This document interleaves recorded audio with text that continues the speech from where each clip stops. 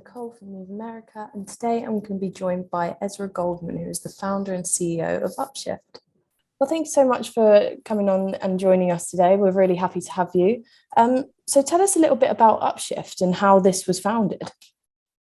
Yeah, Upshift was born out of my own frustration. I had been using car sharing and rental car quite a bit, and I was just very frustrated with all the friction, the cost, the expense, the headache and hassle, and thought about buying a car, but I really just wanted to use it on the weekends to go hiking, and it seemed like a waste. And so I thought, well, could I just co-own a car with somebody else and just split the costs? But as I looked into all of that, there was a lot of friction and complexity, and that just seemed like a dead end. But as I was building that, I realized that there were a few things that were interesting. One was there needs to be a manager in between to do a true fractional lease or fractional ownership model, who can handle cleaning and maintenance and refueling and insurance and all the sort of complexity that comes around with it. And also just have a fleet of cars so that you can guarantee availability. So it's not just two people sharing one car. And then the other aspect that I realized is that if you have multiple people who want to share multiple cars, delivery is a good way to solve the actual access to the car, because people would always want to know, how do I get access to it? So I realized that as we were building out the model, that guaranteeing availability was critical, and also figuring out the logistics of the delivery piece, which of course, as you think about autonomous vehicles, was another reason why it made sense to do delivery kind of long term.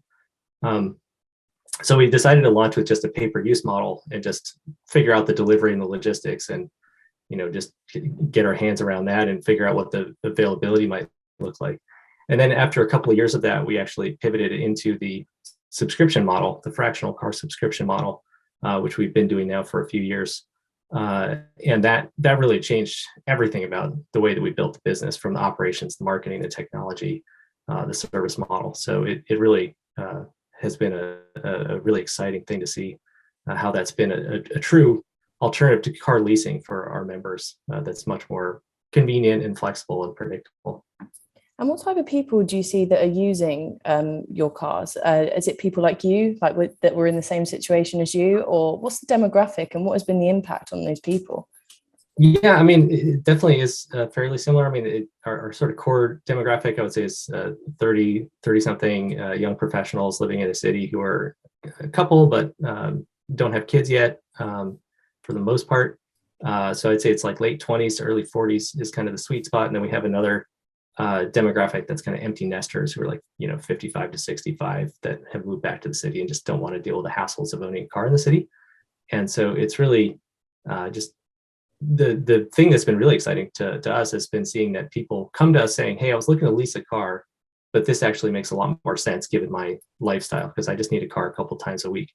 And we found that something like half the cars in San Francisco fall into this category, in cities like it, where people really don't need a car except a couple days a week for a few certain kind of use cases that really do require a car. And we've seen that our demographic, our membership base is so enthusiastic about us that about 10% of them have actually invested over $100,000 in the company. And now anybody can invest actually through our equity crowdfinancing campaign on Republic. So that's great. And so what can we expect to see from Upshift in the next few years? Any new projects that you've got going on? Yeah, I mean, I think what's really exciting now is that we're beginning to electrify and automate the fleet. We've already connected it and figured out the shared use model. So now it's really about incorporating electrification of the fleet into and doing teleoperations. So it's essentially remote control driving of the cars. And the vision is really that we can replace all these underutilized cars that are sitting in our city streets. I mean, in a city like San Francisco, it's like I said, half the cars only getting driven about 6,000 miles a year. And that's about all the street parking in San Francisco, essentially taken up by these kind of cars that are driven maybe 2 days a week. And so our vision is really replacing those cars with a fractional fleet that we essentially store and manage and service and deliver to you as needed, initially via teleoperations and eventually through full automation. And we take care of charging that car when it's not in use, cleaning it, gassing it, et cetera. And so you get all the sort of joys of the freedom of mobility to go where you want, when you want. You go for a hike, go to a meeting in Silicon Valley or South Bay or somewhere outside of the city, visit family and friends, whatever it is you want to do that requires a car, and don't have to deal with all the hassle and headache of parking and maintenance and insurance and the like. So it sounds good. And so what do you think are going to be the biggest industry developments in the next few years? So you mentioned electrification and autonomous vehicles, but what do you think is going to be the next big thing? Yeah, I mean, the thing that we're most excited about right now, we've been tracking, connectivity, I think obviously has been a really major driver for quite some time. And we've already incorporated connectivity into our fleet, so you can locate, unlock, and drive the car without keys. The next big thing that we see is really in the next 12 to 18 months is we see a lot of new players coming into the teleoperation space, which is a little unique compared to vehicle automation, because it's actually a lot easier to get to market. It doesn't require, only requires a few $1,000s worth of hardware on the car, and doesn't have all the regulatory barriers that full automation has. And so we can actually deliver our cars without any drivers, like a remote control drone, essentially.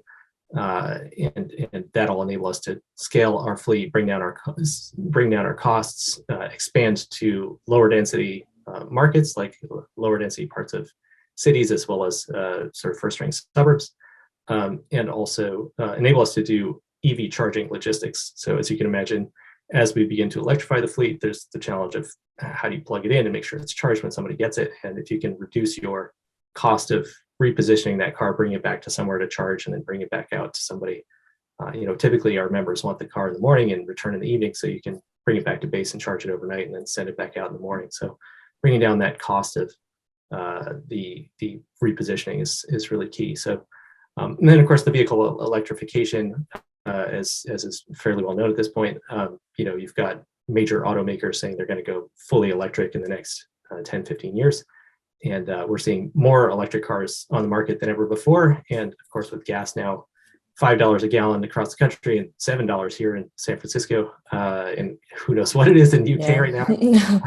Don't want to know. Don't want to know. There's obviously a lot of incentive for people to move into electric fleets. So those are the big trends that we see. So it's really about building out those essentially a fractional car subscription to connected electric and automated fleets, so that's the future of car ownership in cities. Lovely. And is this your first time at Move America this year?